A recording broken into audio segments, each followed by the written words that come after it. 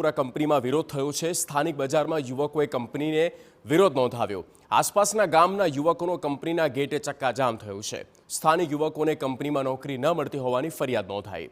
અનેક રજૂઆતો છતાં સ્થાનિકોને નોકરી ન આપતા હોવાનો આરોપ લાગ્યો છે। સ્થાનિક યુવકોને લાયકાત હોવા છતાં નોકરી ન મળતી હોવાના પણ આક્ષેપો થઈ રહ્યા છે। ત્યારે પોલીસે સ્થળ પર પહોંચીને આખા મામલાને થાળે પાડ્યો છે।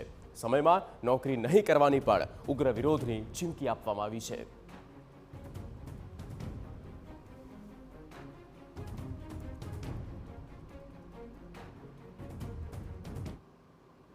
6 વર્ષથી અમારા માણસોને ભુજોડી ગામમાં ભરતી નથી કરતી ને એક બાજુ એમ કે ભરતી બંધ છે ને બીજી જગ્યાએ કોન્ટ્રાક્ટમાં ભરતી કરે છે।